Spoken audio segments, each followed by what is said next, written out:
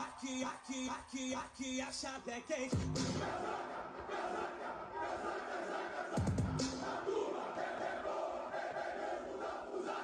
Aqui a chave é quente.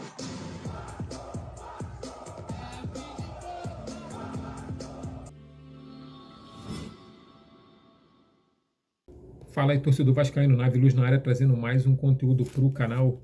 Vou direto no assunto, né, sem mais delonga. Hoje não vou de muitas apresentações não, até porque ontem o Vasco perdeu para o Ceará e eu já tinha explicado a respeito o porquê o Vasco poderia e estaria correndo muito risco com o Ceará. Primeira situação é que o Ceará, né, vem invicto dentro de casa. O Ceará não perde dentro da Arena Castelão. Segundo, que o Ceará vem com bolas aéreas, ou seja, ele fica, né, soltando bolas, né, aéreas na defesa do Vasco. E o Vasco não tem uma defesa alicerçada com bola aérea. O Vasco, infelizmente, tem deixado a desejar com bolas aéreas. Mas não só isso, o Vasco também está com a defesa muito fragilizada também com bolas, né, abaixo também, vamos assim dizer, bolas terrestres. Tem bolas aéreas e bola terrestre. Então o Vasco está com a zaga muito fraca. E de novo vamos passar o mesmo perrengue que passamos em 2024 com uma zaga muito fraca, galera. E o Vasco já se mostrou que a zaga vascaína está muito fragilizada. Lucas Freitas, né, João Vitor, a dupla de zaga contra o Ceará não conseguiu segurar e superar as bolas alçadas dentro da área, e aí saíram os 2 gols do Ceará pelos pés do Pedro Raul. Mas o porquê isso acontece? Acontece porque os meia que deveriam impedir essas bolas alçadas também não fizeram e não fazem a marcação correta, e aí sobra para os defensores segurar essa situação. O que acontece é que quando o defensor vai para poder cobrir essa bola alçada, muitas das vezes ele vai na marcação errada, permitindo que o defensor consiga alcançar essa bola e consiga tocar muitas das vezes para o seu adversário da forma que foi feita com o Pedro Raul, galera. E aí ocasionando os 2 gols adversário. Isso também acontece, né, com os adversários quando o Vasco está com a bola. O Vasco corre, né, faz a triangulação com seus laterais para poder estar fazendo esse lançamento, esse cruzamento para o Verratti, que cabeceia muito bem. Todo mundo sabe que o Verratti é letal pelo alto, então os times adversários têm marcado muito essa jogada para que não possa estar os jogadores estarem fazendo esse lançamento pelo alto. Mas graças a Deus alguns lançamentos têm surtido efeito e os adversários não têm conseguido marcar essas bolas alçadas do Vasco da Gama. Mas temos que deixar bem claro que o Vasco joga no 4-2-3-1, galera. O que significa essa marcação? Significa que são 2 zagueiros e 2 laterais, fazendo uma linha de 4 lá atrás. E os 2 que ficam na frente são os 2 meio-campistas, galera. Um é o volante, que é o defensor, né, que joga como um meia defensor. O outro joga como um meia controlador. Ele tem que controlar, né, o jogo no meio de campo ali. Ele tem que dar o ritmo da jogada. E o 3-1, né, que são 4-2-3-1. E o 3 significa o quê? São 3 jogadores na frente, ou seja, um meio-campista ofensivo, que é o Felipe Coutinho, fazendo essa distribuição e fazendo essa infiltração, quebrando também muitas das vezes a linha adversária. Porém, temos os 2 pontas, que são os pontas ofensivos, que é o Nuno Moreira e o Garré.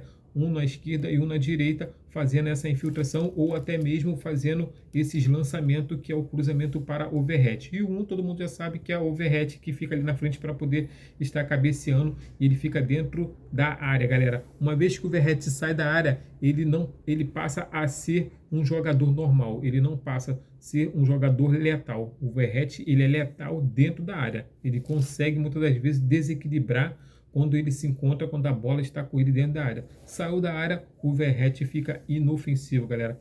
Já com o Ryan, não. Com o Ryan, o time fica mais ofensivo com bolas terrestres, ou seja, por debaixo. O Ryan, ele consegue driblar e chegar ao gol, até por conta da sua explosão e por sua idade, né? 18 anos, o moleque consegue força física, alto, forte, então ele consegue muitas das vezes se infiltrar, né, carregando a bola por debaixo e assim conseguindo chegar até o gol. Não é a característica do Verratti, a característica do Verratti é pelo alto. Então o Vasco teve muita dificuldade para poder estar marcando o Ceará.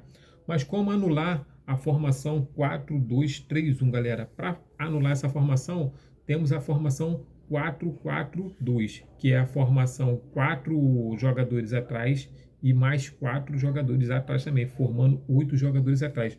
Uma linha de 4, né, à frente do gol e mais uma linha de 4 à frente desses 4 jogadores, à frente desses defensores. E uma linha de 2 no meio de campo para poder dar o contra-ataque rápido. Porém, o Vasco está tendo muita dificuldade de estar fazendo essa recuperação e está fazendo essa formação do 4-4-2. Se eu não me engano, o Vasco nem faz, cara, quando tem essa perda de bola.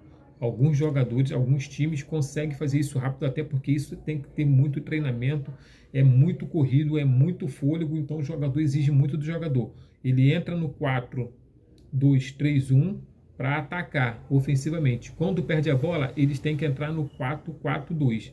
Porém, os jogadores têm que ser muito rápidos, têm que ter muito fôlego para poder estar fazendo isso nos 90 minutos.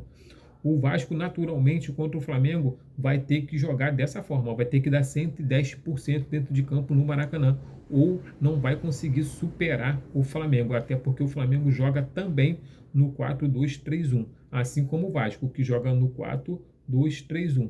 Porém, o Flamengo consegue fazer essa formação quando não está com a bola. O Flamengo forma o 4-4-2 quando ele não está com a bola defensivamente e sai no contra-ataque rápido para poder surpreender o adversário. O Ceará tentou o 4-4-2 no finalzinho do segundo tempo, porém quase levou o empate. Então não significa que você vai fazer o 4-4-2 que você não vai levar gol. Não adianta você congestionar lá atrás e deixar as bolas continuar sendo alçadas. Aí que entra a diferença, galera. Quando você joga no 4-4-2, você tem que fazer a seguinte forma.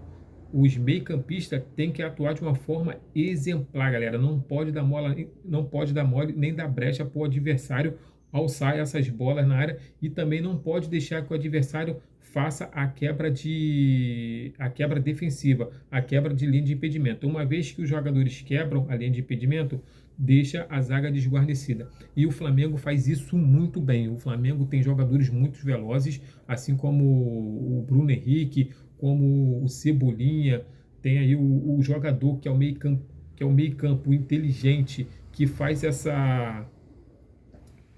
esse toque de bola, que segura a bola, que é o Arrascaeta, né? Que também ele é ofensivo. Então o Flamengo tem jogadores de muita qualidade, tem um banco de reserva muito bom.